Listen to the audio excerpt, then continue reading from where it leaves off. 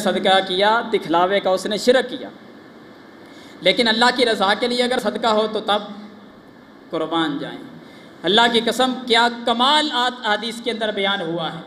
کیا کمال بیان ہوا ہے احادیث کے اندر کہ صدقہ اللہ کی رضا کے لیے،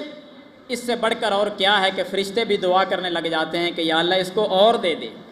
یہ تیری رضا کے لیے تجھے راضی کرنے کے لیے خرچ کر رہا ہے، اللہ اور دے اس بندے کو۔ ایک حدیث میں مال کم نہیں ہوتا صدقہ کرنے سے، ایک حدیث کے اندر میرے آقا نے کچھ یوں بیان فرمایا کہ اللہ کی رضا کے لیے صدقہ ایک کھجور کے برابر کر دو، میرا رب اتنی محبت کرے دائیں ہتھیلی پہ رکھ کر اس کو پالتا رہے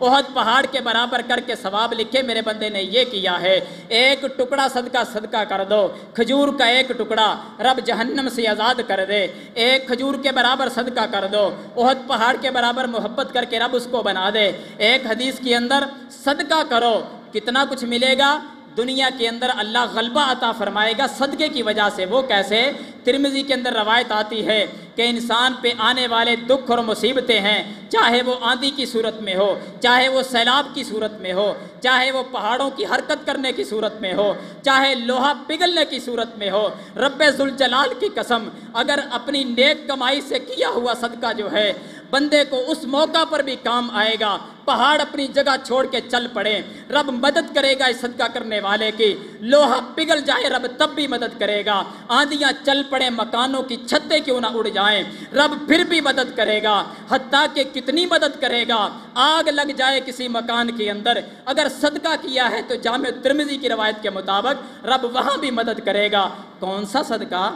کون سا صدقہ؟ سوال یہ ہے، جھنجھوڑو اپنے آپ کو مقام حیات والو، کون سا صدقہ انسان کے کام آئے گا؟ آج کل بڑی بڑی باتیں تو ہم کر جاتے ہیں لیکن کون سا صدقہ کام آئے گا؟ اللہ کی قسم اٹھا کے کہتا ہوں صدقہ وہ کام آئے گا جو نیک کمائی میں سے ہو، چاہے کھجور کا ایک چھلکا ہی کیوں نہ ہو رب تب بھی اس کی عزت کرے گا،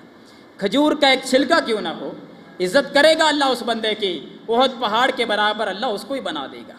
اس لیے اپنی نیک کمائی میں سے صدقہ بھی کیا کریں، لیکن اگر ارادہ تبدیل ہو گیا،